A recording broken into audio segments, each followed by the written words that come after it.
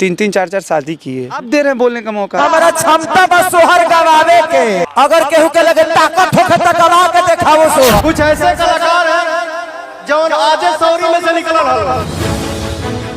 बवाल हो गया। जी हाँ दोस्तों, खेसारी लाल और पवन सिंह का विवाद इतना बढ़ जाएगा किसी ने सपने में भी नहीं सोचा था।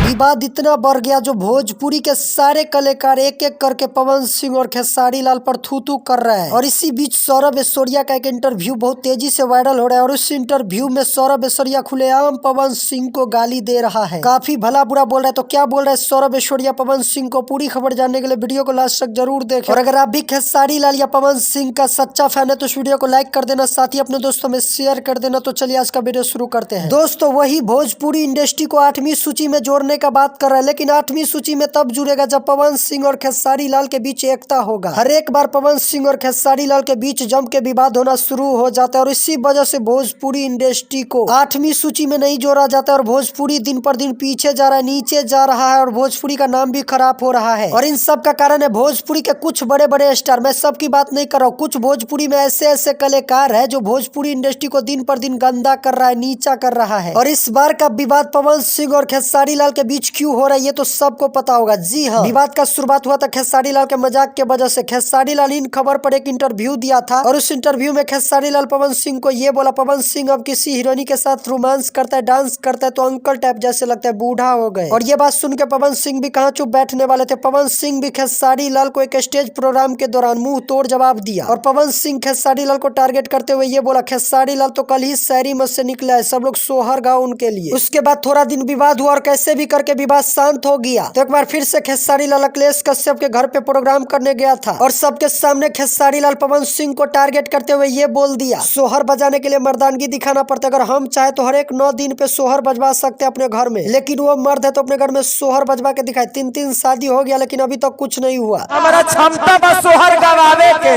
अगर केहू के लगे ताकत होखे त गवा के दिखाओ। और ये बात सुन के पवन सिंह के टीम और पवन सिंह का फैन बौखला गया और सोशल मीडिया पर कुछ बोल रहा है और बवाल कर रहा है। हालांकि अभी तक पवन सिंह की तरफ से कोई बयान नहीं सामने आया है, पवन सिंह अभी चुप बैठा है। लेकिन पवन सिंह से तो इतना उम्मीद कर ही सकते हैं कि पवन सिंह भी चुप नहीं रहने वाले हैं, पवन सिंह भी कुछ न कुछ बोलेगा ही। और मुझे जहां तक लगता है इस बार का विवाद काफी दिन तक चलने वाला है, क्योंकि जब खेसारी लाल बोला तो पवन सिंह भी बोलेगा और जब पवन सिंह बोलेगा तो फिर खेसारी लाल बोलेगा, फिर पवन सिंह बोलेगा, फिर खेसारी लाल बोलेगा और ऐसे करके विवाद कई दिन तक चालू रहेगा। दोस्तों अगर भोजपुरी इंडस्ट्री बर्बाद होगा तो इसमें सबसे बड़ा हाथ होगा पवन सिंह और खेसारी लाल का, क्योंकि पवन सिंह और खेसारी लाल हर एक महीने में भी बात करते हैं। मुझे तो लगता है कि पवन सिंह और खेसारी लाल भोजपुरी का बेड़ा गर्क करने के लिए ही भोजपुरी इंडस्ट्री में आया है।